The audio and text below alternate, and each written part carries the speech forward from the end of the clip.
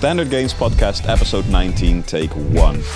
Here we go. And as of right now, we've got 200,000 plus subscribers, listeners, downloads on every single platform together. We're still growing. Thank you guys so much. But today we have a guest all the way from Australia joining us on the screen behind me, Ben Polson, and he's a former Ninja Warrior champion. He actually won Ninja Warrior Australia. He won 400,000 Australian dollars, which changed his life. And he also started a YouTube channel. He has been going for a year now, and he is over 50,000 subscribers. He grew like crazy, and he's still growing. And there's a lot more. There's a lot more. And he was very open about being bullied in high school and tips and tricks that you can do when, if that happens to you. But also spoke about his music background, being a music producer, of course, a Ninja Warrior, about CrossFit, about finance, crypto, so many things. So many things. He's a very interesting guy, and he's already gone through a lot. So make sure to sit down and really enjoy this one, because this is an interesting one. It is. All right, so we got Ben right here. How are you doing, man? Guys, I'm doing good. It's doing really well. I just want to say first and foremost, yes, thanks for having me on. It's good to be here. Three now, including me, good-looking lads, here to have a chat about all things fitness, finance, whatever you got. Just throw it at me. So for those who don't know, who is Ben? Who are you? How would you describe yourself? Who am I? Yeah. Yeah. Oh, wow. Great question. I think I'm most known, certainly here in Australia, for being the first ever Australian Ninja Warrior champion. If you really don't know what Ninja Warrior is, it's a TV show where people compete on obstacles, kind of like Wipeout, except a bit more extreme. And I was fortunate enough to take out first place last year and win $400,000, which also changed my life. And since then, I have transitioned into more now educating people in more humorous ways and sophisticated humorous ways. I don't know how to explain it on YouTube. Oh, sophisticated. So the banana with the oranges inside, those are sophisticated. Very sophisticated Got it. No, that was amazing. Yeah. And I think, so these days I spend more time creating YouTube videos and educating people in that way. Before Ninja Warrior, I lived a very different life as a music producer and DJ, was my main hobby and priority, where I built up a nice catalog of music. I've got millions of streams along Spotify. I was flown across different parts of Australia to DJ in clubs, and I haven't done that for 5 years now, so that's now where I'm transitioning back into since I've won Ninja. I'm now focusing back on that as well. Cool, yeah, because I saw a video where recently you tried to make a viral TikTok song, producing one. Yeah. Keyword, tried to make one. TikTok didn't work so well. TikTok's algorithm is amazing. Yeah, I mean, I think the song worked out pretty well. Oh, I thought the song was the song dope. worked out, but it just didn't take off on TikTok. No.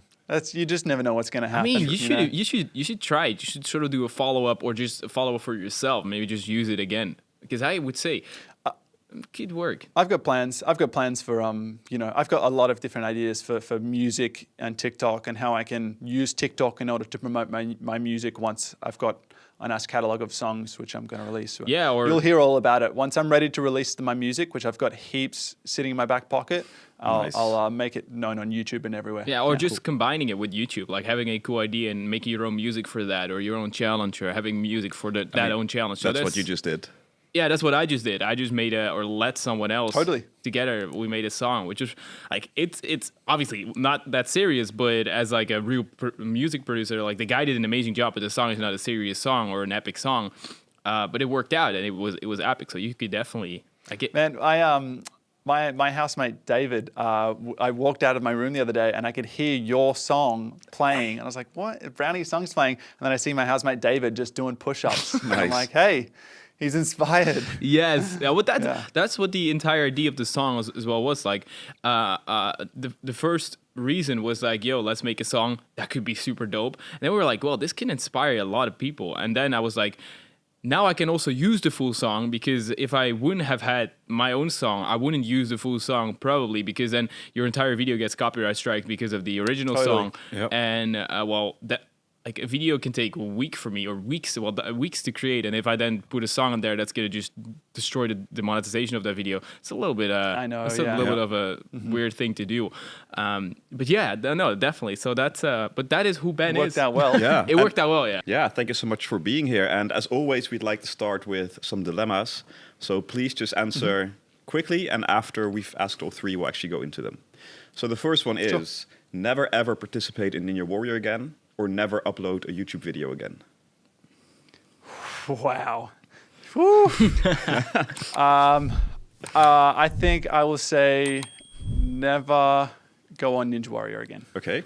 Ooh, Interesting. Okay. So as a next question, I have been very interested by this. Is being very tall, because you're quite tall. You're 195 meters, right? Yes. Yeah, that's quite tall. Is that an advantage in Ninja Warrior or not? That's an easy one. It's an advantage for sure. Okay, that's it. Okay, we'll go into that because we had some discussion about this earlier. All right, and then I have the last one. Just live together with your girlfriend, or live together with your girlfriend and 2 more Ninja Warriors. With my girlfriend and extra Ninja Warriors, I think. Yeah. All right. Yeah. I think cool. that's Exactly, Right. because your girlfriend is a Ninja Warrior herself, right? She sure is. She's not any Ninja Warrior. She's been undefeated female for the past 4 years. There we go. Here in Australia. That's so she's number one by quite a fair distance. That's as well. that's So she's doing amazing. very Yeah, well. we actually found some records about that, but we just wanted to hear you say it. All right. So the first one, you said YouTube or Ninja Warrior. You said, okay, in the end, never Ninja Warrior again. Because of course Ninja Warrior won last year, or that was last year. And I mean, I'm sure that takes up a lot of your time, effort, energy, and something that also gives you a lot of energy. At the same time, YouTube is maybe a bit more sustainable for long term. How do you see that? Why did you come up with this answer? I think if you asked me this question 2 years ago, I would have said the opposite. I would have said Ninja Warrior. I don't care enough about YouTube. But a lot has changed over the past year or so. And since winning Ninja Warrior last year, which was been a goal for a very long time, and it took a lot of my it's a very stressful thing in order to achieve. As amazing as it was extremely stressful and takes up a lot of my time and energy. And naturally, when you achieve something of that magnitude, achieving it again the second time is not as exciting, it's not as motivating. And so the big question I was left with was, what's next? What do I do now? And that's why I moved back into videos and music, which was my passion before Ninja. Yep.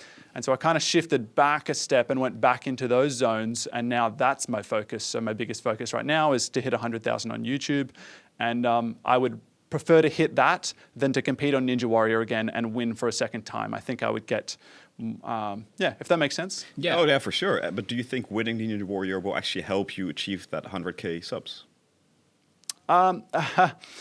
I think not so much the fame and recognition I get from Ninja, but more so the mindset I had to create in order to win Ninja Warrior is the same mindset I use in order to be successful on YouTube. If that makes sense. Yeah, that's a very good answer actually. So I would, I'm very interested about the length one, or like your 195. So if we're looking at that and you look at calisthenics, which is obviously also part of the body, or the bodyweight part of Ninja Warrior, because you need to hang and stuff like that.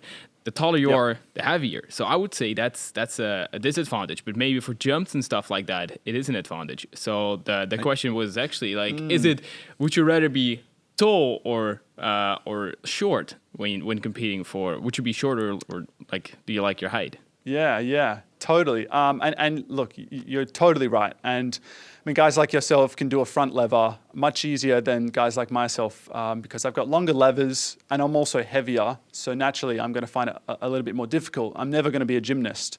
However, when it comes to Ninja Warrior, what I may lack in, it might be harder because I'm heavier. However, I have a long reach, and my ape index, which is essentially your arm span in comparison to your height, is I've got a really long arm span, and things like that help dramatically within Ninja Warrior.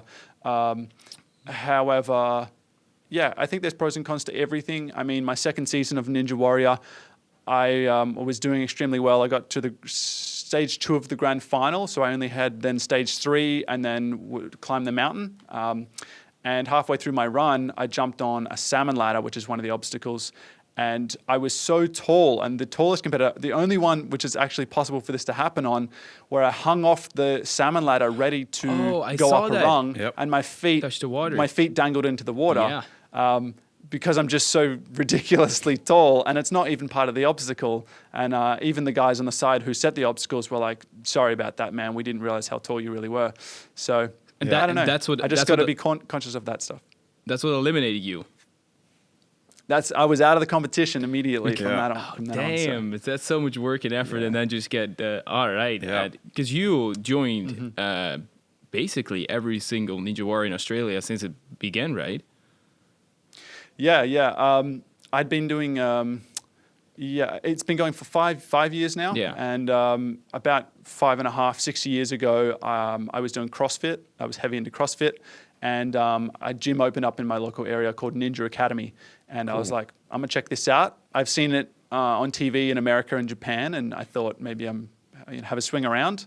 And I just fell in love with it. And maybe about 6 months after I joined that gym, Ninja Warrior was announced in Australia. So I timed it really well. Nice. Would you think, because we saw that you went back to CrossFit as well a little while back, or maybe you've always kept doing it, would you say that's a very good preparation towards something like Ninja Warrior? Totally. I think Ninja Warrior is like a hybrid of parkour, gymnastics, and CrossFit, I would say. All right. It's kind of a blend of all of them. And I think what I learned in CrossFit which really helped was not necessarily the cardio or the strength side of things, because I actually already had very good strength from lifting weights before I did CrossFit. It was more the coordination and body awareness that I learned from doing the butterfly pull-ups or the CrossFit pull-ups, which everyone jokes about. It was immensely helpful when it came to Ninja Warrior. Knowing how to do that on a bar, you need very good coordination and body awareness. So I thank CrossFit a lot for what it taught me. Probably also for the effectiveness of the exercise, because that's what CrossFit mainly is all about, like doing an exercise as sort of properly as possible with the least amount of energy. So if you do a butterfly pull-up, you can do everything as optimized as possible, and that's definitely what you need when you're doing a Ninja Warrior course, because you don't want to be like, oh, let me do a strict pull-up right here because that's going to cost me a lot of energy. No, you want to swing into it. You want to preserve as much energy 100%. as possible. So I understand that. That's what I thought, but that's it's a really good preparation. You timed it very well. I think I did. I think I was a little bit lucky in that sense. And just, you could say I timed it perfectly because I was doing CrossFit before Ninja. However, the truth is it took my entire childhood and everything I did as a kid as well in order to get to where I am. And I think any of us could probably say the same. It's never an overnight success. It's not one thing in particular. Yeah. It's the fact that, before we got chatting now, I was juggling balls as I was waiting for you guys to set up. And that's all part of me having good coordination and awareness and all these random skills, which meant nothing as a kid, added up to being a pretty well-rounded athlete. 100%. And that's also definitely not what I meant, as in you timed it correctly, but it's just like sort of, you had the perfect setup. But to be a Ninja Warrior winner, it's not about luck. It's more about a lot of hard work. It's more about having all the hard work and everything being on point, and do not have any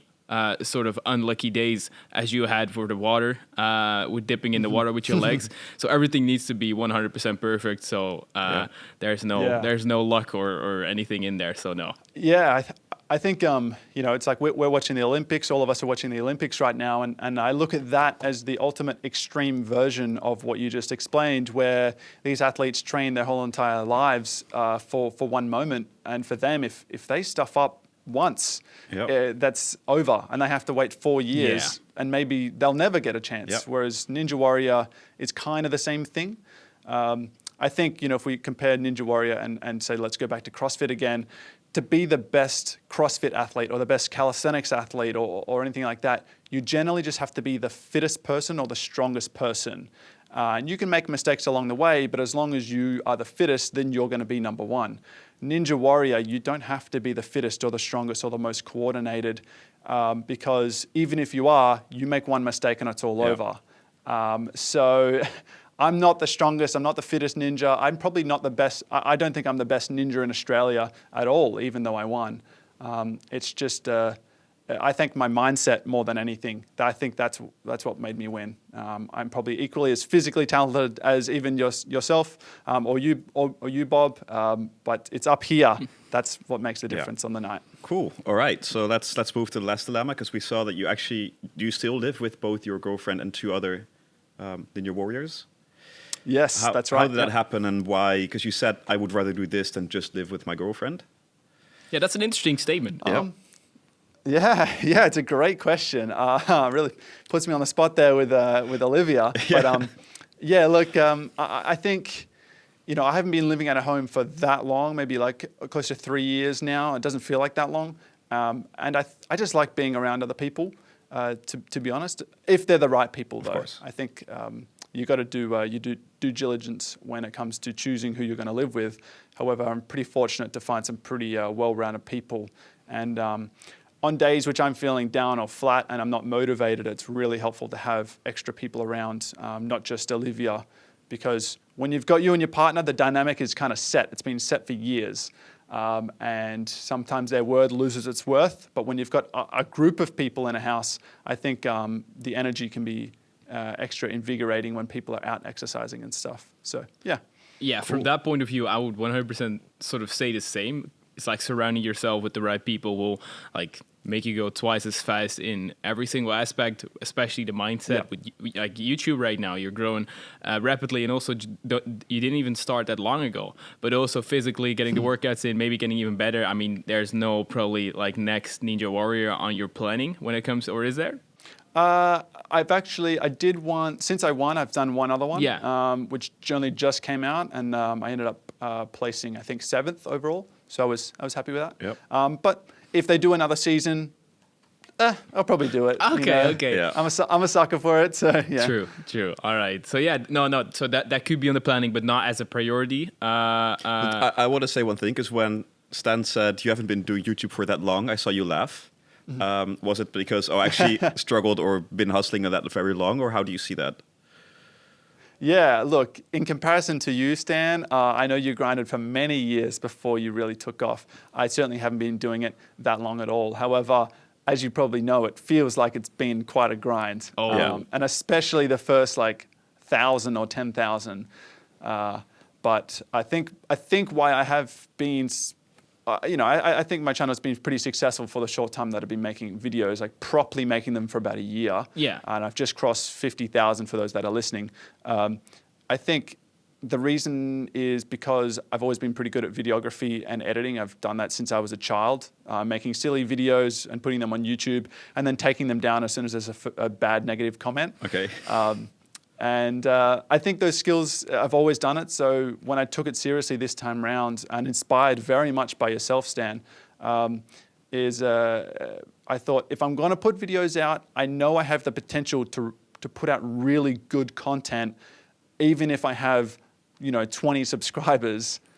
I want to provide the content which is the quality of where I want to be. So if I want to be at 1 million subscribers, I need to start by releasing videos of that quality, because I know that I can. I think also, I wanted to say that last bit because I know that I can, just to avoid kids going, I need to perfect a video before I release anything. That's not what I'm trying to say. I'm saying that I know I can do all of that. It's whether I can be bothered to do it. And I think that's where it came from, and it's working so far. Yeah, and I think that's really good what you said, and both of those things, right? Because I know there's people who start creating videos, it takes too much time, they don't get the traction, and they stop. So to those people, I would always say, just put it out there, keep putting out content. Yep, totally. But if the quality is really good and people come across your channel and they see this, then of course there's a higher chance of them subscribing. So if you can do both, if you can be sustainable, and if you can be, just releasing steady videos and have high quality, then for sure that is the best thing you can do. 100%, yeah. Yep. So I am, and that's also what I meant. I know you have been grinding for a year. I have seen some videos from 4 years, and then there were months with no video, I think, or maybe you deleted some videos. But yeah, it's you've been grinding for a year and 3-4 months now.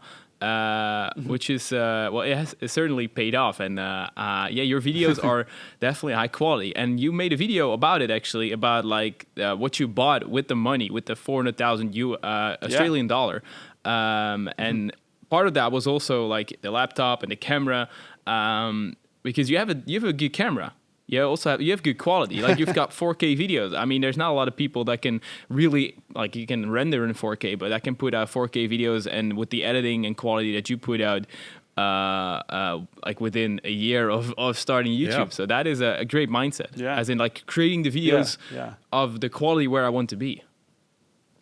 Totally. And I think to your point, I completely agree. I am fortunate to be able to afford nicer gear because I won Ninja Warrior, which won that. However, I will say that anyone that's listening and that thinks that you need nice gear to produce any sort of videos, before I started making videos, I had a much worse camera, and I was hustling different companies trying to create videos for them and for free, and just to learn the process of videography and get better. I had a bad camera, and I was doing free work for a long time before I started YouTube. So can't forget about that. And also, I just wanted to point out, when I say high quality videos, while I do mean the quality of the camera, I certainly think, like your content, Stan, I know you know where I'm going to say, but I'll say it anyway, is for me, quality is not determined by the megapixels on the camera, but rather the content coming out of my mouth. And I think you'll agree to that. And I know you do, because your videos are the same. Yeah, exactly. So that's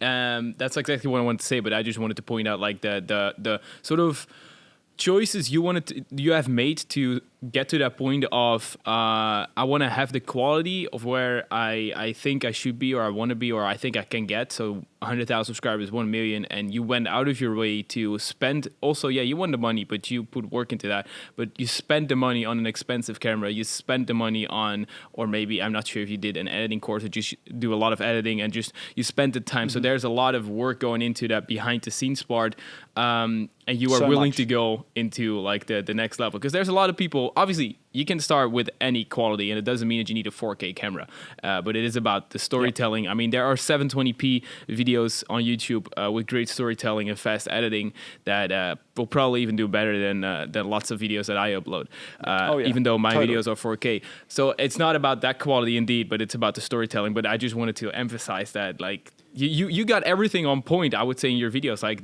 they are fast, they are good quality, so really like the pixel quality, the editing is nice. So that's you put in the work to learn that. So that's and nice. I think it says something Thanks, about man. I appreciate that. Yeah, I think it says something about the mindset as well. So you could have chosen to buy a sick car and other shit, or realize I did. You also did. There was a car, that was a car. But I mean, you could have spent all the money on just flexing or whatever, or really realize like, hey, I have these goals, and in order to reach these goals, I need to invest back into myself and back into other things. And I think that is something very important to also show people, because we often just see what people like, what kind of flexing things people buy with the money they make, or those kind of things on social media. But it's very important to realize that that's short-term gain. And if you want to be in here for the long term, which you want to be, getting 100K, a million subs, you need to keep reinvesting into yourself and to everything you buy. And I think that's very good. So yeah, completely agree. Cool. Yeah. So let's go to the next part of the of our standard questions, which is, could you describe a standard day for us? What does your standard day look like? That's a tough one to answer. Is there structure? No, there's practically zero structure in my days. Right. No, look, I have fundamental things which I like to do every day, but they're not necessarily timed in any particular way. So I'll start up. At the moment, I'm trying to get out of this bad habit of going to bed late, waking up later. As good as your waking up at 5 a.m. video was, Stan, unfortunately it didn't influence me. But so I'll wake up usually around somewhere between around 9:30 is the aim. Any later than that, I do start to feel guilty. And then my breakfast is. Do you want me to go into how detailed do you want? Like, just whatever you want. Stuff. Or? I mean, we can go into nutrition and everything later, but it's like the structure of the day. So hey, you wake up at X. Sure. So I wake up at roughly 9:30. I'll have my smoothie, which I have every day. I'll then kind of go through my phone. I try not to look at my phone straight away, because I know my brain, when I wake up, is in a certain, I forget the term, but it's in a certain state. And if I jump straight to my phone, it can kind of give me brain fog during the morning if I just kind of switch modes really quickly. It also releases a lot of dopamine. Yeah, that's right. And then get my smoothie and then check my phone and do those things. And depending if I'm filming a video or if I just have a lot of editing to do, or perhaps I have some songs which I want to work on as a music producer, I'll go straight into that. And then usually in the afternoon around like 4 or 5 o'clock, I'll do some sort of exercise. At the moment, I'm doing CrossFit again. So I'll go to a class and then I'll come home, make dinner, do some more editing until like, I don't know, 12 o'clock until my brain's a bit fried. And then I'll kind of just watch some random things on YouTube until about 1:30 and then go to bed. Oh, okay, so there is like, that's, what's that? I guess 8 hours of sleep still around. Probably a small 8 hours. Yeah, small 8 hours. Yeah. All right, Yeah. all right. There's just a little bit of a shift there compared to maybe like other people when going to bed. But yeah, that. Yeah, but that's also something that always really annoys me. That you said I trying to get out of the bad habit of going to bed late and getting up late. That's not a bad habit, right? The most important thing when it comes to sleep is just having sort of a fixed time of going to bed and waking up, so your body gets used to it. You actually get your proper deep sleep, which you don't get if you vary a lot in terms of what time you go to bed. And if this works for you, or if going to bed at 3 a.m. works for you and getting up at 11 or 12, then that's fine, right? It might be difficult with social life at times. I mean, when you did your 5 a.m. challenge, I've also waken up at like 4 or 5 a.m. for a few years even. What I noticed is socially, it's very difficult, because if you go out for dinner with friends at 8 o'clock, you say, well, guys, it's about time that I go home because I need to sleep. Yeah. But I would say just do whatever you prefer, and our brains actually work different, right? For some people, it just doesn't work to wake up early, so why would you torture yourself and do it? So, I mean, if it's working for you, this structure, then that's pretty cool. Yeah, it is working, and I definitely agree with what you said there, Bob. I think for me, there's a little bit of guilt when I wake up later. And I think a lot of it is that I miss out on some things in the morning, the social side of things, which people, let's go for a coffee, let's do this, or we're going to do a workout, there's a class in the morning, and I'll just miss a lot of that, which is, I don't miss much at 12 o'clock between, 11 o'clock and 1 a.m. Yeah. I think it's just easier for me to stay up late than it is for me to wake up early. I think that's the difference. Yeah, so you're probably just a night owl, right? I definitely am. I have been my whole life. Yeah. And that last thing is the only sort of reason why I would say getting up early makes sense for people. Because if I wake up at 6 and start working at 7, no one will call me, text me, ask if I want to go for a coffee in the first hour. So I can be super productive. That's sort of the only advantage. But you have that advantage late at night. So it's sort of, it's sort of the same thing. That's true. Yeah, I mean, it's just shifting sort of. Yeah. I would sort of recommend a structure, but I can't speak because, I mean, there's sometimes there's a real structure, and most of the time there is not. There is you shouldn't. There's editing till. I know from personal experience you can also get too many habits and structures, and then sort of limits your flexibility and creativity and all those kind of things. So, totally, yeah. Cool. I think the difference is, and you might be able to relate, Stan, is I will have a certain time which I go to bed, and the structure's good, and let's say I'm going to bed at 12:30 instead of 1:30, and I'll have one night where I'm on a roll with my editing, and I'm just like, this is sick, I'm really hyped, or I have a deadline I need to do something by, and I'll just crunch it out until like 3:30 in the morning, 4 a.m. if I need to, and then that just like ruins me for the next month. The reason why we're laughing, I got a question for Stan. Stan, what time did you stop editing last night? It was 3 a.m. There we go. No. I woke up at 7-ish. I had because I had to finish some stuff. Today is like a launch of something. So yeah, and I was here at like 9:30. So you also had like not that much time. I had another deadline because Bob was going to be here for the podcast, so I had to edit in between. And after this, I need to go straight back to editing, and Bob is going to work on the website as well. For you, so we're busy, but I mean, I busy boys. I can totally relate. Yeah, that's exactly what it is, and sometimes structure just doesn't work. But I do like to have a sort of structure at the beginning, even if it's just a routine, like a morning routine or an evening routine. So that could be nice. That's just evening routine will make your sleep better. Morning routine just makes sure that you're sort of productive faster. So that's I call it, I have a name for it. I call it organized mess. I've always called it organized mess. Fair. Yeah, that's it. Your story sort of makes me wonder. So you do a lot of different things, basically. So you have your music, and you have YouTube and the videos and education, and then you have Ninja Warrior. What would you say is the dream for long term? What would you really want to excel in of those things, or maybe a combination? I think, that's a tough question. I think you can ask me this question now and I'll say a certain answer, and in a few years it's going to be completely different.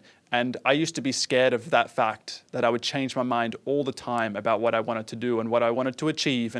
And all the young kids listening right now, and even adults, which are still trying to figure that out.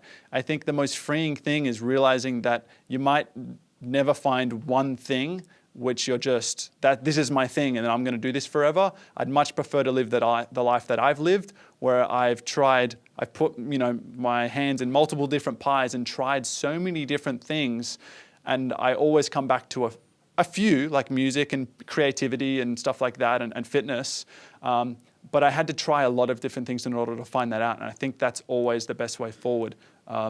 So, a few years ago, my goal and dream and everything was focused on Ninja. A few years before that, it was purely focused on music and DJing. And now it's focused on YouTube. Yeah, but, I like that though. But it's good that you do sort of focus on one thing. It's one of the dilemmas Stan once asked me. Like, would you rather have like one very successful business and focus on one thing, or have like a lot of multiple things? And I normally say, well, if you want to become successful, focus is super important. But I'm also the type of person that I like to do different things. So, yeah. But still, if you do different things, you can still have focus on one thing and then move to the other. Totally.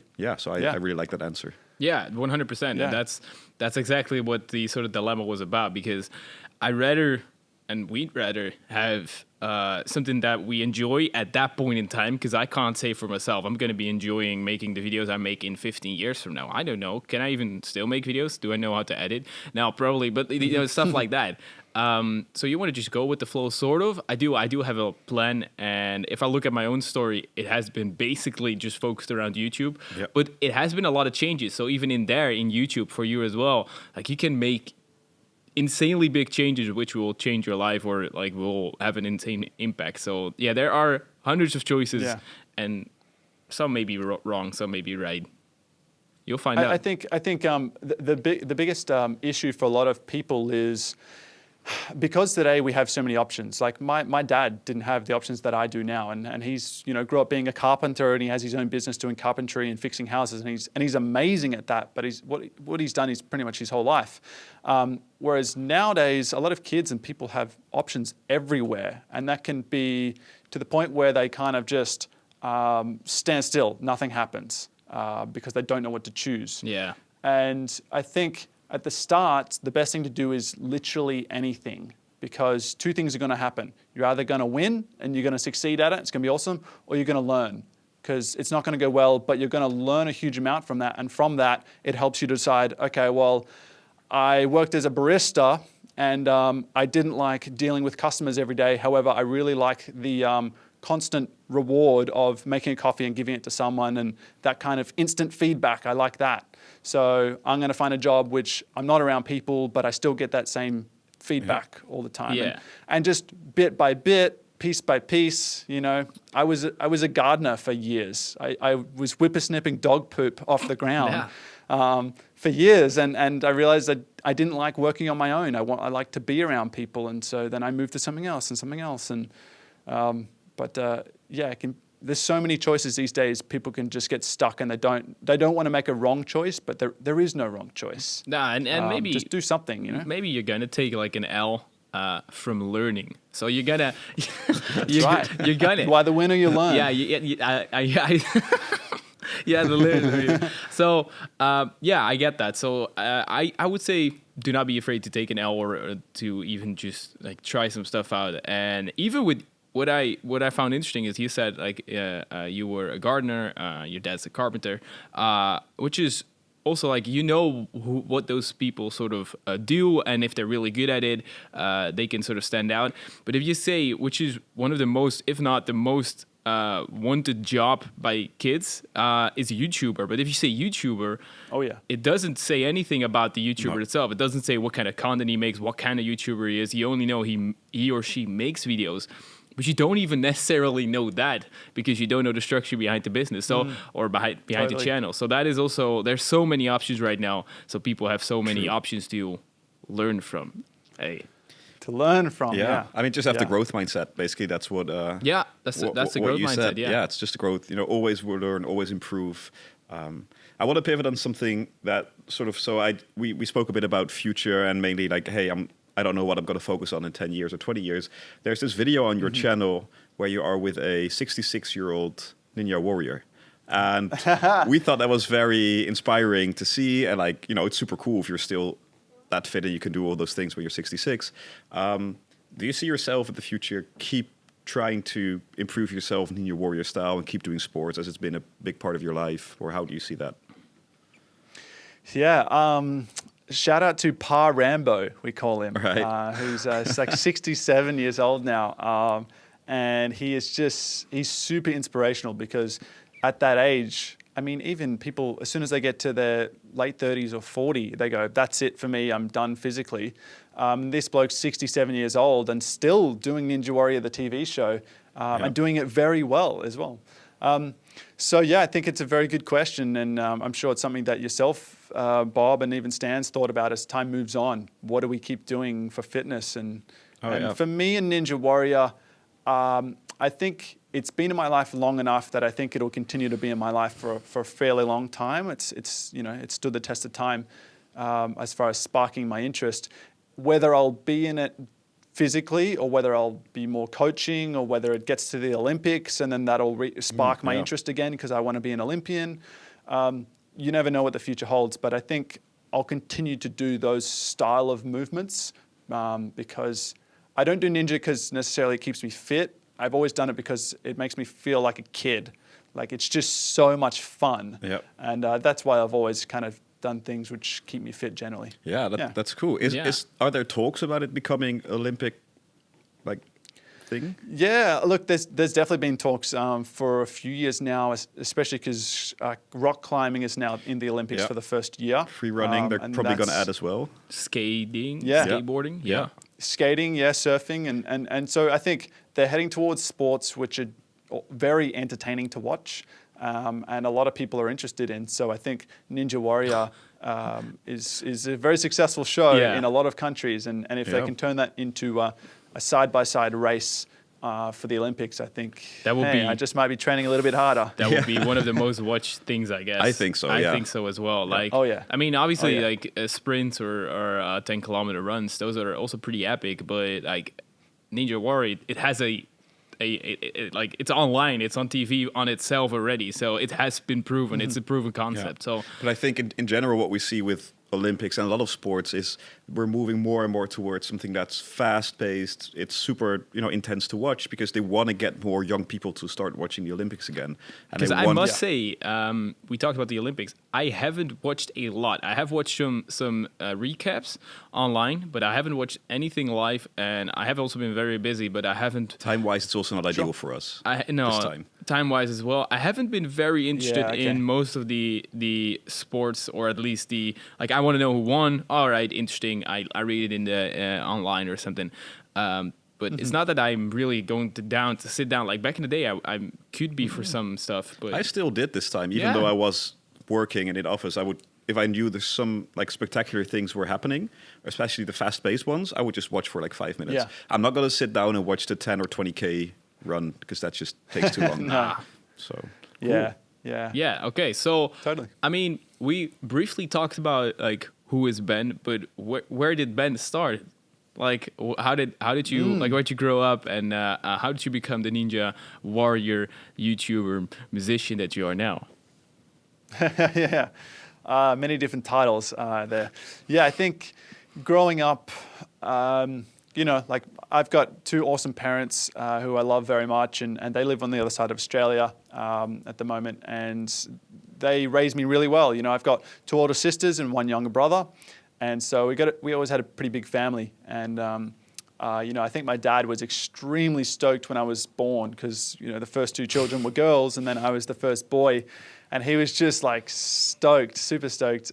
So we would always like go to down to the park and do baseball or kick the footy. And he really got me started into that kind of physical exercise side of things. And when I got into little athletics, which was the kind of real first sport I did, I found my competitive edge, which some people just don't have. And I think I'm fortunate to be very, very competitive. And from there, I kind of just transitioned through a lot of different sports. I looked very different when I was younger. I was a lot skinnier. I definitely wasn't tall. I had bright orange hair, which you can kind of see coming through here. It used to be a lot more orange though. And I just played a bunch of different sports. I would just change every 6 months because I just didn't know what I wanted to do. I was an outstanding student, as in I was always outside standing because I was always in trouble. So I was heavy on the OCD kind of spectrum where I couldn't concentrate, but I was very creative and I loved sport. I just sucked at everything else. And so after high school, I got to thrive and I got to choose what I wanted to do, and so I started different sports. In high school, though, I will mention I went through a huge amount of bullying, which heavily affected my confidence because in primary school, I never felt different. And then I moved to high school, and as the years went on through there, from the ages of like maybe 13 to 17, I got quite heavily bullied for the way I looked, especially. And that dropped my confidence quite a lot and affected me psychologically. Fell into depression and anxiety. I didn't really know what they were at the time, but it sucked. It definitely sucked for quite some time. And it wasn't until after high school, my motivation at the time was like, I want to get big and strong and build my confidence back up. And the whole reason, my motivation was to prove other people wrong. And while I don't think that's a healthy motivation, at the time it's what I had, and it's what really kick-started what was quite a healthy journey in the long run. And so I started lifting weights, and I just jumped into the gym and wanted to look a certain way.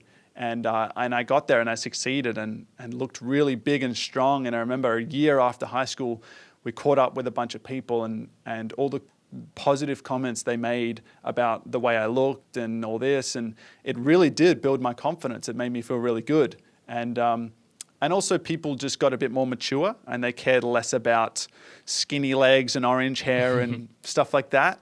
I managed to find people which I could trust a lot more, instead of being forced into classrooms with people I didn't really like. So that was extremely freeing. And then I'm just going to keep speaking, by the way. Yeah. Go ahead. No. We're listening. Yeah. Like this is great. Well, okay. Let me then, for here right now. So first of all, thank you for sharing also that part about being bullied and those things. I know that there's a lot of people who go through this, unfortunately, and we still have a Discord server, and I every now and then peek with what's being said there. And a lot of people in there are like trying to help each other because they are in the same situation. Do you have some tips for people if they are, in high school, they're being bullied, like things to do to cope with it better, anything? Yeah, of course, yeah. It's a tough question, and I think a lot of the teachers always said, I just ignore it, and it's not really practical advice for kids because it's hard to ignore.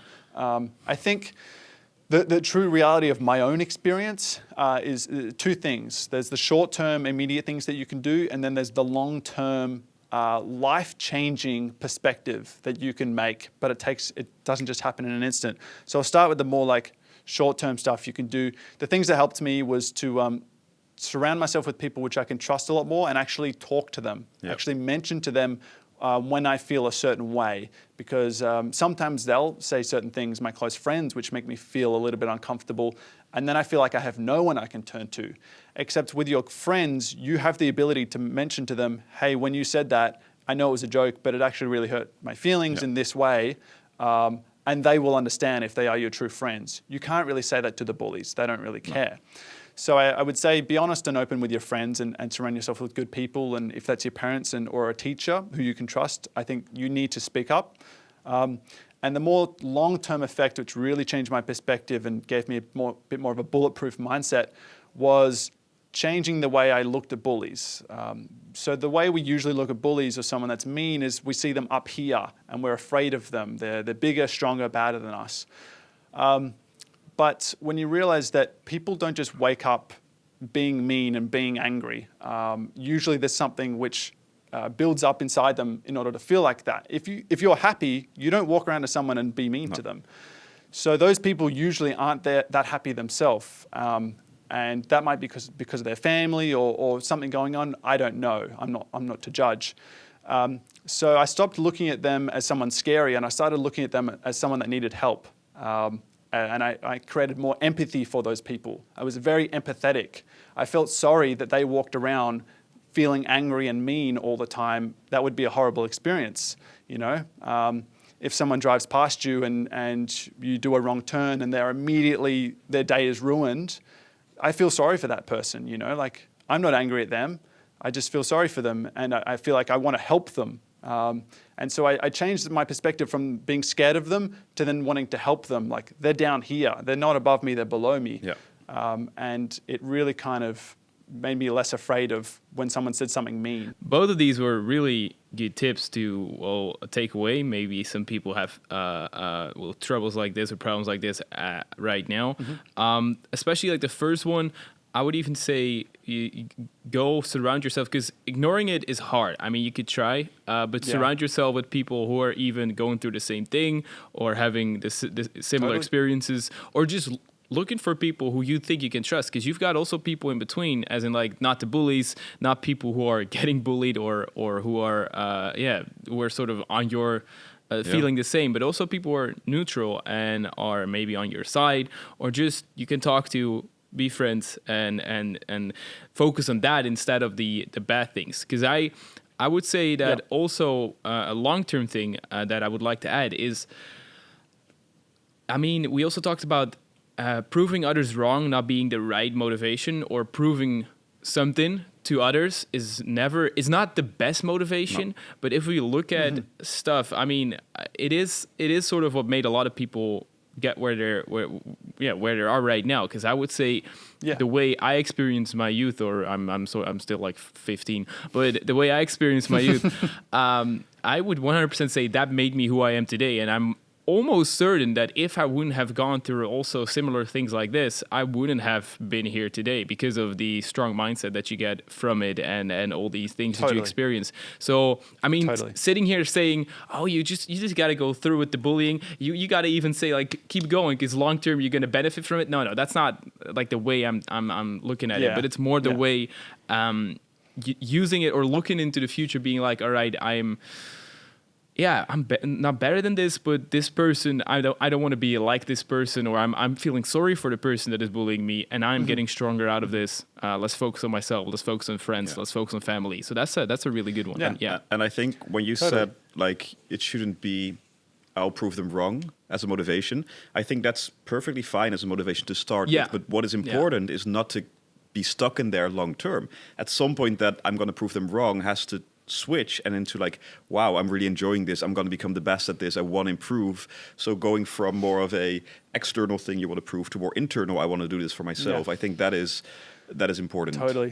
I think ultimately that is what will be fulfilling for you the most. Exactly. So that's why I would definitely search for that. But the thing is, it depends on how you define sort of success, or how you are experiencing success, because I think everyone does that differently. Because I recently saw a podcast with one of the two of the biggest entertainers in the world right now, which are KSI and Logan Paul, especially on YouTube and stuff like that. They talked about that KSI was mainly everything he does, and if you look at his timeline, everything he does is because he wanted to prove people wrong. Literally everything. People said he couldn't do YouTube, he did YouTube. People said he didn't do music, so he started focusing on it and proved them wrong, and got #1 hits in the UK and stuff like that. So he focused on doing that, and he said he looked back at that, and I think he didn't even thought about that on the podcast, and he was like, that's actually true. I only do not, like, he probably wants to do them himself as well, but he's looking back at it and thinking, hey, I only do everything to prove people wrong, and if that satisfies him, that's fine. that's fine. I mean, I would say if it comes internally, it's better, but I think what ends up happening, and it's funny we bring this up because I'm literally writing a video about this right now, which might be out in the next week. So if you're listening to this, go check out my channel. It could be there. Link in the description. It will probably be in the description. Yeah. But what I was kind of wrote down, which I was thinking about, is generally something like proving someone wrong or proving someone wrong or wanting to look a certain way might get people fired up in the beginning, like it did for me, because they don't really have anything else to compare to at that point in time apart from other people, because they haven't even started their fitness journey. But once you start your journey, you then compare yourself to your previous self. Yeah. And I think that's what happens vast majority of the time is you might see a bodybuilder and go, I want to look like that. But as soon as you start, a year later, all you're doing is now comparing yourself to what you used to look like, not so much what the bodybuilder looks like. And I think that's what happens for a lot of people, including myself. Because now I have a benchmark of where I started and I'm now improving, same as YouTube or anything else, you apply it to. Especially for skills or stuff like that, as in you can do something, that is definitely applies. But unfortunately, with social media nowadays, lots of people are still comparing them to the sometimes even unnatural or unattainable stuff they see online, which is where you get stuck when it comes to satisfaction, because you will never reach that satisfaction point. And if you compare it to your previous self, then that is the best benchmark you can look at, because you will see, hey, I improved here. Or if you look at the bigger picture, like I've been working out for 5 years. I'm looking nothing like Arnold Schwarzenegger in his peak. If I look at my progress from the past year, it's nothing compared to Arnold Schwarzenegger. But if you look at the progress from the past year and you look at it just really detailed and look at, oh wait, I got better at this, I got better at this and this. Yep. So you can. That's right.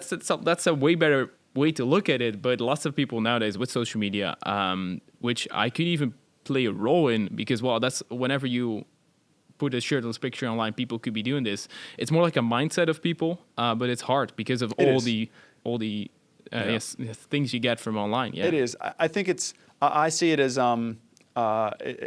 a lack of self-awareness for the people, and it's if you look at the young kids, it's the lack of self-awareness as to why they want to look a certain way or why they're exercising, and they don't think about, well, if I achieve this body, will it make me happy or not? They don't really question it. They just continue to chase it, and they do that for so long to the point where even the fitness influencers themselves are doing it for the wrong reason, and they're now a fitness influencer, and they still haven't realized, they still haven't got that self-awareness to go, why am I doing all this stuff? Why am I selling these products?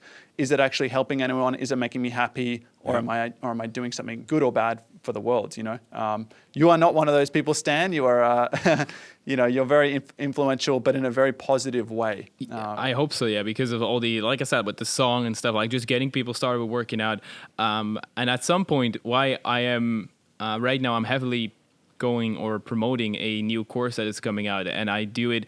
My main reason, I was thinking during the podcast, the conversation we just had, like the why do you do stuff? There was no need for me to do it because everything was going fine. I already had a course online, but I just couldn't bear the fact that someone was buying a course from 3 years ago and everything was not up to my, like the quality they would probably expect from me when it comes to, because 3 years ago my life was completely different. I had zero budget. I had nothing.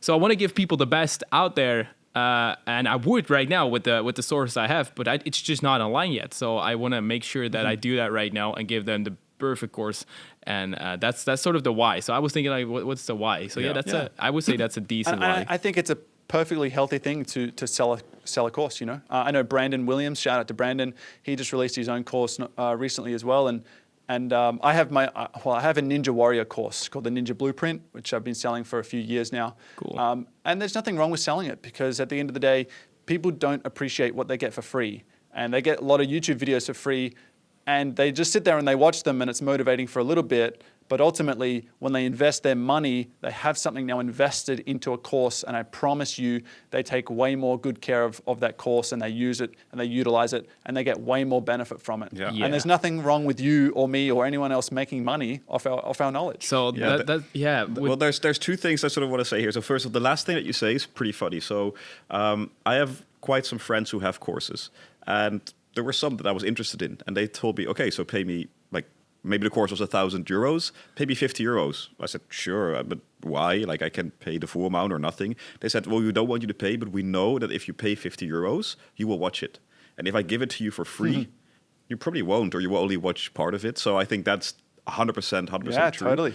And second of all, I think, yes, there's nothing wrong with making courses if you actually do what you're teaching. And unfortunately, in the current industry, there's so many people who make a course or do coaching who've never done what they're teaching, especially in the business niche where I'm in. Like, that's just, it's just like, why would you sell a course on this is how you build a business? I've never done it myself, but this is how you can do it. True. But at least in the fitness and Ninja Warrior, of course, it's pretty difficult if you're obese and never move. Like, hey, here's my fitness course. Yeah. Especially like Bob. Bob's in the more business niche, and you could also hear, because did you catch that? He also said the price of the course he wanted to buy, and he said $1,000 or $2,000. Bob always laughs when it comes to courses that people sell in the fitness industry, because it is. Like, I had a course, $30, $40, $60. My new course that's coming out is going to be a 90-day challenge, and it's advertised as less than $1 a day, or it's like $1. Like, if you were to buy a coffee, and instead of you buying your coffee, you're going to make it at home, and you're going to save your buck, and you're going to spend it on my course, basically. Yeah. So changing someone's life for $2,000, that sounds like a good deal. But if you have fitness or Ninja Warrior course or anything else, then you're changing someone's life sometimes for like $19 because they change the entire mindset. And still people are willing to say that is expensive, or it's $50 or it's $150, which is very interesting to me, because if you indeed have a course that is really good and really sort of teaching a mindset like you got from Ninja Warrior, your youth and everything, and you get that from or partly from going through a course, that is changing your life for literally less than $1 a day, or for, I'm not sure. It is, So that is a very interesting take, and I wanted to say that because you talked about the business niche, and it's always very fun to see the comparison there, that courses there could be like... I mean, if I would offer, I offer some coaching every now and then if I enjoy it. If I would say that's €60 an hour or €100 an hour, they will laugh at me and say, you must suck. You must suck, yeah. Also, because the prices are so low, because the prices are, they're different. So, for example, if you would PT someone, right? I mean, you're quite well known, but if you're just a very good PT and a bit well known, you could charge maybe €100, €150 an hour. That's like the max that you could probably go. I actually had a call with two guys I'm mentoring now. They want to have 2 calls a month with me, so that's 2 hours. And I said, okay, that's €1,000. And they said, oh, that's cheap. And they say yes. Yeah. So, having different sort of niches is so different. And it's super interesting to see how, obviously, money is a lot more, the reward money is a lot easier to see in front of you. To invest in. To invest in and see the rewards coming back, see the investment. Oh, I invested $2,000 on this course, but this course will probably make me in the long run a few $100 a month more than I do right now. So over the course of 10 months, I have easily earned it back. When it comes to fitness, you don't even have any like, there's no money coming back. So you're spending it, but there's never money coming back. At least that's what you think. I mean, I'm not saying here if you buy a course you're going to get richer or something like that, but there is a mindset change which you will see progress in every single aspect of life. So that's I can talk about courses all day long, which is super interesting, and also people's perspectives on it. And and I also think the people which don't like courses or that don't like the whole mindset thing, generally I just don't think that those people are ready in order to receive it, if that makes sense. They haven't hit a point in their life where that stuff really matters to them or they care. And usually, unfortunately, it can sometimes take quite a negative life experience for them to go, all right, now I really do need help. And they'll go back to fitness courses, or they'll go back to business mentoring, and they're willing to pay huge money in order to get that help. And because they're now ready to receive it. And that's what it was for me anyway. Cool. Yeah. So we spoke a bit about finance, so that's an easy little bridge now to go towards finance, because you actually spoke about your YouTube revenue. If I remember correctly, you said you made about $20,000 in the first year. of YouTube. I think that's really impressive for a first year. Definitely impressive. Also, looking at your Yeah. videos, you Yeah, have I was happy. you have a few which go completely viral. Like completely viral. The hang challenge, yeah, that was nice. I had a series on that as well, and you did a great video on that as well. Yeah. So how is that going now this year, and how is that evolving, and what's your the goals? YouTube story, as in like, what is your approach to YouTube, and how does that evolve to like the finest part? So you started YouTube, and you thought, what is your sort of your blueprint? Oh, my blueprint. Yeah. I think my mindset with YouTube and really diving into that is, it's funny how we're mixing this with finance, because a lot of people get into YouTube because they want to make money. And my advice is, if that's your goal, you're not going to succeed. I'll tell you that much for free. Yeah. Because there's a lot of time and effort and work that goes into it, and you don't see any money for a very long time. So for me, it's always been my why. Why do I do YouTube? I actually have it written on my board over there, and it reminds me every day. But essentially, because I get to help people is number one, and that's very rewarding. Number two, I'm very good at it, as in I know how to edit videos. I know about fitness. I'm educated on a lot of this stuff. Number three, I get to be creative. I get to choose what videos I make. I don't talk to anyone. No, there's no boss. Yep. And then the other one is, yes, I get to make money if I'm very good at it as well. So that's a bonus, though. It's not the main driver. And I guess the way I've been so successful over a short amount of time is I love analytics. I come from a background of I did drop shipping actually for about 9 months. I know you've mentioned it on the podcast before. I see Bob, licking his lips, going, "Ooh, drop shipping." No, I hate drop shipping, but go on. Sure. Well, there you go. Yeah. So I have a different opinion on it now, but at the time, this is a couple years ago at least. I did it for about 6 to 9 months, and I loved it because of all the analytics side and the data, and learning about how one thing can influence this thing, which can influence that, and how to get more people to click. And I was wondering, like, what was the driver there? Because if you look at drop shipping in itself, I mean, that could be very interesting because that's where the analytics part comes in. But it sounds almost like the opposite of YouTube, where you're sort of helping people find the right product, but most of the time dropshipping is not really about that. Yeah, that's right. Dropshipping is most of the time it's charging more for a product they could find on a cheaper website. So that is what it is. That's right. Yeah. So I like that sort of contrast there. But yeah, I get it. Yeah, totally.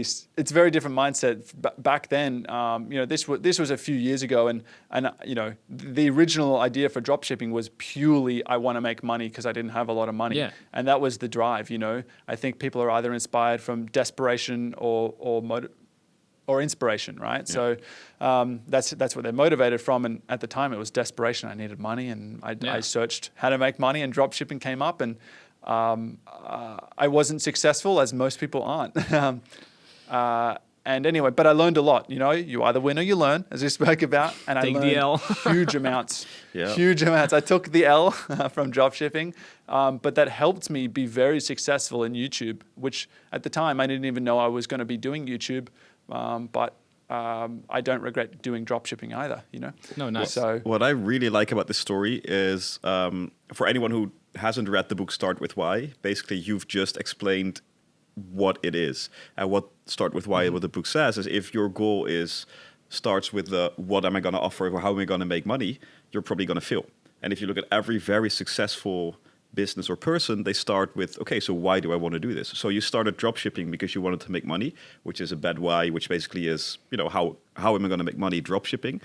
There's no real passion there, you're probably not going to succeed. Now you have my why, I really want to help people. And how am I going to do that? Well, by making cool videos. And then what can I offer? Well, also a course, and I can make money out of it. That's how you actually become successsul. So starting by doing what you care about. And I think, that's super cool to see that this is basically the living example of, you went through that whole stage. And that's super cool. Yeah. I rarely regret anything that I try out, and most things I will fail at, but eventually they all add up to being quite successful at other things. And so for YouTube in particular, I love analytics, as I said, and every video which I uploaded, I would look at the analytics. Why are people clicking? Are they not? Why not? And then I started to learn at which analytics I should and shouldn't focus on, because maybe it's giving me the wrong reading on why something's successful. And it gets very complicated, but I enjoy that stuff. And ultimately, I just, as I said earlier, I wanted to create videos of the caliber of person that I wanted to reach. So someone like yourself, Stan, which very much inspired me to do the style of videos which I'm doing. I was like, well, if I want to be as successful as Stan, I need to create the same videos that Stan does, because I know that I'm capable of creating those videos. So I just got to put in the time and effort. And because and with a little bit of yeah, you go. Oh, okay. I know, like, the way you make videos, I can see the inspiration from different creators, and I can see, like, as in how you create certain videos. But what I think is more your secret, maybe you took some sauces from different creators as well, including myself, but your storytelling is really good. You know how to tell a story as soon as possible, or like as fast as possible, which is really important on YouTube, and also your editing. So that's I would say that's also part of your blueprint. So you really like your analytics, but also, like, the storytelling has got to be on point. And there's a lot of YouTubers that know everything, but their storytelling, they're just not. I don't want to call you, like, or myself, like, a filmmaker, but they're not filmmakers. They don't know how to tell a story that's interesting and why you should be invested in certain people. Storytelling is totally it, and if you think about it, like, if you do a classic YouTube video, which is a 30-day transformation, right? Really cliche. And you were to look at that video, if the video was purely, I'm going to go to the gym for 30 days and then these are my results. And I did one of those recently, right? The difficult part with doing those videos is all people want to know is, what does he look like after 30 days? They're not particularly interested in watching you just lift weights for 8 minutes and then see the results. So how do you keep those people entertained throughout, And I was watching a Mr. Beast video today, and we love Mr. Beast. He's very good at what he does. And I was entertained from moment one to the very end, because in his video, while there was an end goal, that the whole theme was that someone was chasing him, and if they caught him, they got $100,000. Essentially, I think using the example of Mr. Beast, he's very good at keeping you entertained from moment one to the end, and it's a very difficult thing to do in the fitness niche, because usually it revolves around, we want to learn a skill or we want to do something for 30 days, and it's all about the end result, what happens at the end of the video. And so it can be difficult to make sure that people are watching in between, and I'm sure you can probably relate to that. Today, I'm uploading a video today, a 30-day shred. So there you go. Yeah. And so, will this podcast be released after that video, I assume? Yeah. So, do you want to maybe let me know what your thought process was on how to keep people entertained during? Like, was it about what you learned throughout, or what problems came up, or? Exactly. So that's what I did. You were still sort of going towards your sort of, how do you keep, I want to know for you, like, I will go after that. How do you keep people entertained? What's your secret there? What's your sauce? Yeah, I think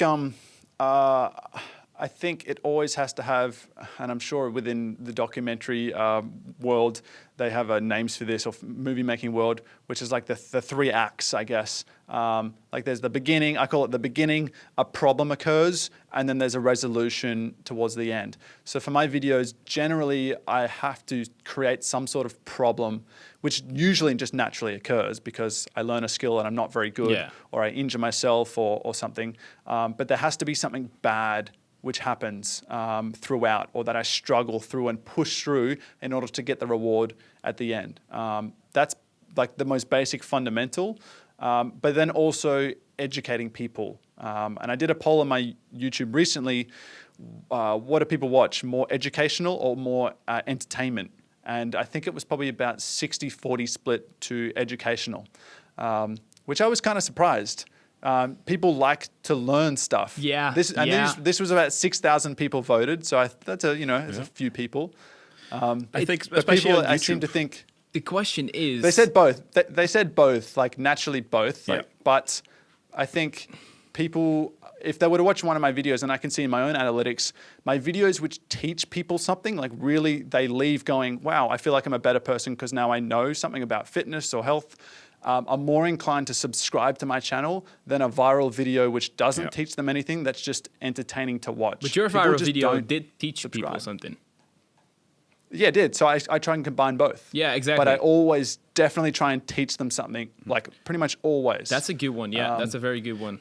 Before you say like your source, let me say something that I find funny because, well, I have a business that makes websites. It's one of my businesses, and basically, if anyone ever asks me what is a good website, I say almost exactly the same what you just said about a good video. Or so you start with with the hook. Right, so the hook is I think that's also what they call it in filmmaking. On a website, 6 seconds, you have to see why should I spend my time on this. In a YouTube video, it might be, what was it, 12 or 15 seconds? They do the analytics in 30 seconds, but most of the time it's like 10 seconds. Yeah, that's the time someone gives you. So straight away, this is why that's in it for me. What's in it for me as a viewer or as a visitor of this website? Then we go to the story. And you tell the story, and the more I can relate, especially for a website. So even for Stan's course, if there's a story where it's like, well, maybe I used to not be able to do any skills, and I had these problems. So you have the problem, and now I managed to actually solve that problem. Yeah. So that's the story, and then there's the website call to action, but it's basically the climax in a movie, right? So this is the result, this is how we did it, and this is what you can take away from it. And on the website, click here to reach out to me, and that's sort of to buy it. To buy it, but if you start with hey, buy my product, and I don't even have that hook or that story, no one's going to do it. So if you start with the end result. People have seen the end result. They're not going to watch the rest of the video. Yeah. So I think it's very similar. They need context. Yeah. Exactly. So, yeah, I would say those are definitely the basics I use, or those are really good points to look at a video, and those will work very well. Especially the teaching part is a great one to add. I'm doing a mix between both. If I can teach people something, I definitely add it. But if I can't, then it's just an entertainment video, which is fine. You do indeed see that, like, if it just hits it right, like the 5 a.m. challenge, then you can see that people are watching it completely. It can go viral, and people are liking it a lot because they are invested in, like, oh wait, 5 a.m. am I going to learn something here? With the push-up, 200 push today for 30 days, there could be a learning curve or a learning phase, as in, hey, am I going to be doing this myself because these guys see progress, and I made an entire story about that with problems and also stuff like that. But if I would look at my videos right now, because they are 30-day challenges, they have a lot going on. So I had to sort of rewrite my structure. Instead of the beginning or like hook, why should they be invested? What is it about the hook? And then story, problem, solve, climax, maybe another problem, another climax, and then that's the end of the video. That could be that's basically my story. But right now, because some videos are very long, I also want them to be invested for very long. So I need to explain why they should watch for longer, which makes the video even longer. So, but right now, because my videos are getting so sort of complicated, I try to have a hook, an explanation of like who, why, and what. So basically, everything they need to know why they want to watch it, and for who, why should they be invested. So I tell also a little bit more about the person or the thing that we're going to be learning, or both. Combined.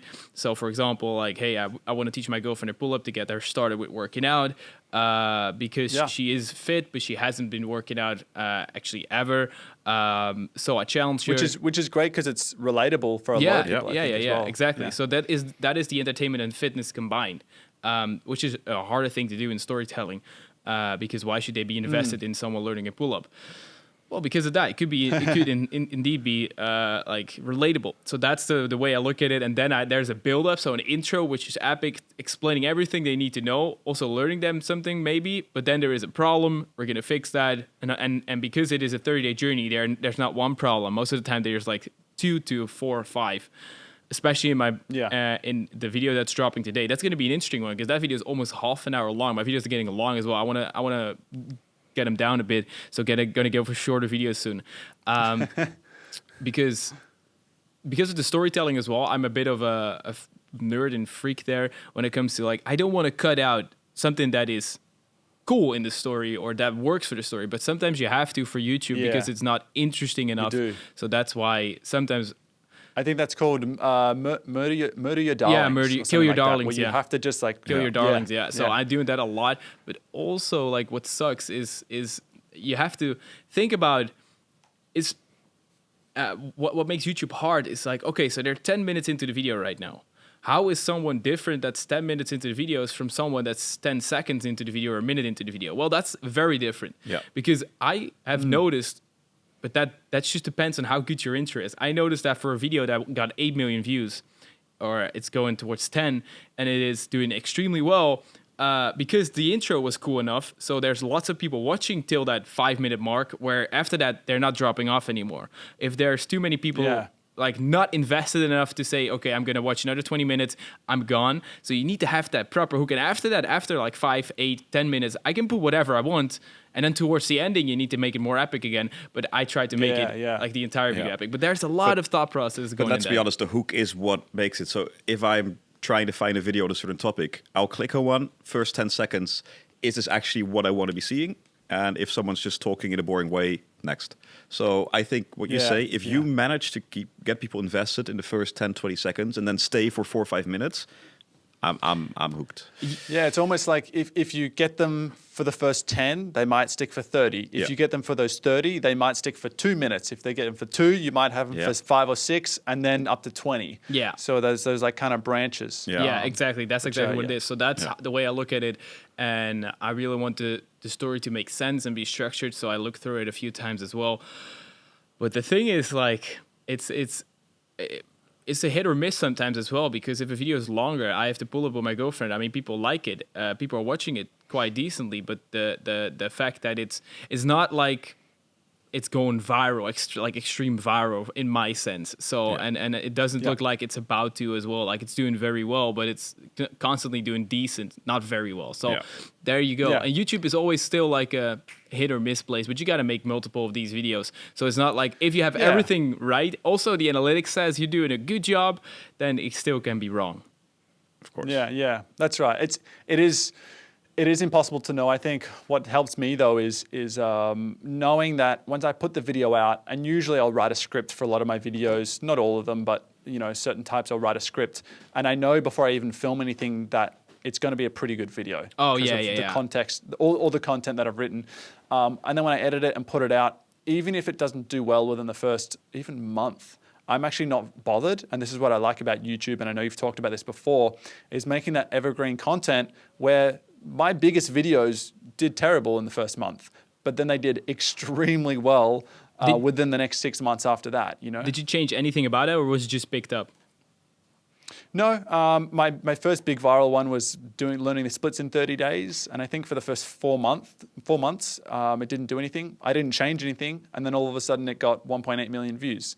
And it just, for smaller channels, this happens even more frequently. But it can happen most of the time when you're a little bit bigger, going towards that like 50K or 100K plus, or going towards 1 million subscribers, or at least like it's all about consistent views.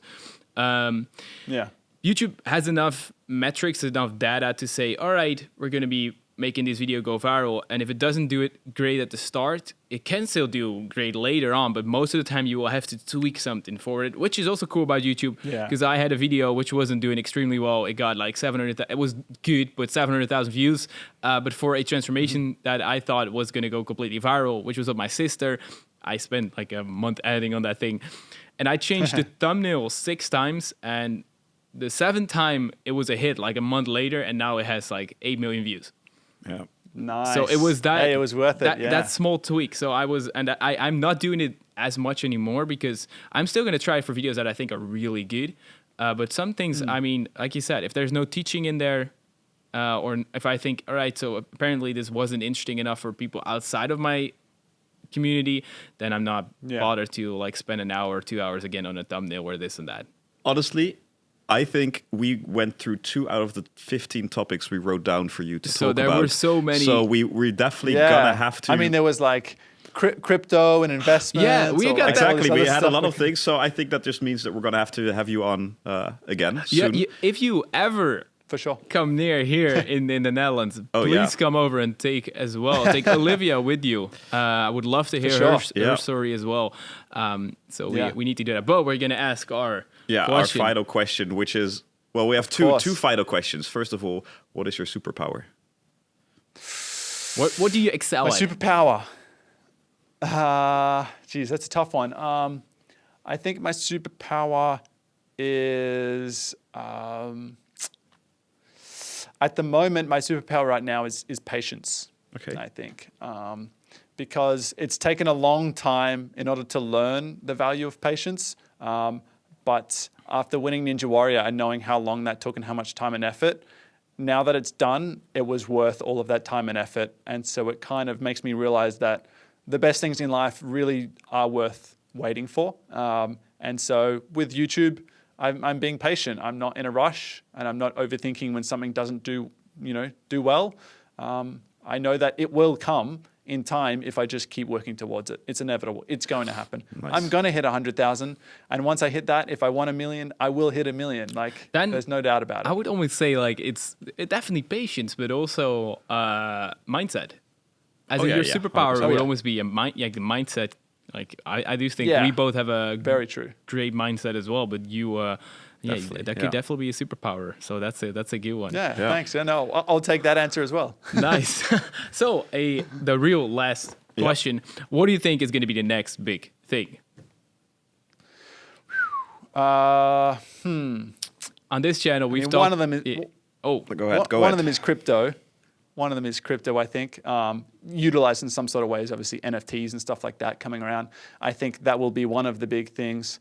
I don't know. It's a broad question. What is that based on? What is that based on? I mean, crypto is a great answer. Crypto could be the answer. What is that based on? Why do you think that? I think that I think that anything that comes in and disturbs the natural setting that the world is in at the moment, and I guess I've done my research on it. I know what its potential is, and I believe in a lot of what it can do and what I believe it will do in the future. And even like today, I bought a Spider-Man NFT, which I could pop around and do things with. And that's just the beginning of what people, especially in my space and your space, which is creators, are able to do. We're not just limited by here's a camera, we upload a video, that's the end of story. We can move into so many other spaces. And I feel like cryptocurrencies, whether we have our own token, which people invest in, and then the bigger our channel grows, we can make some money, they can make some money, and like it's just endless. Yeah. We didn't have this a few years ago. Definitely. Cool. Nice. That's a great take. Yeah. All right. So from the 400K you won, there is definitely like 25% invested in crypto right now. Maybe not 25%, but definitely got some money investing in crypto. Vast majority is with a much smarter person than me, and in the stock market. But yeah, we'll definitely have some play money with crypto for sure. Cool. All right. Well, thank you so much for being here and being on our podcast. I really, really enjoyed it. And I think there's a lot of value here that people, can learn from as well. So we went through Stan's face. we went through a lot, and we the thing is we had so many different subjects, and we didn't reach crypto and stuff like that. But we're gonna be talking about that. Yeah, we're gonna be talking about that sometime. Of course. So thank you so much. Yeah. Thank you guys so much for listening, watching. All of Ben's links to his socials will all be down below in the show notes or in the description. Make sure to like, subscribe, and everything to Ben here as well. Yeah, man. Thank you so much, talk to you legends. soon. Take care. Thanks, guys. Peace out.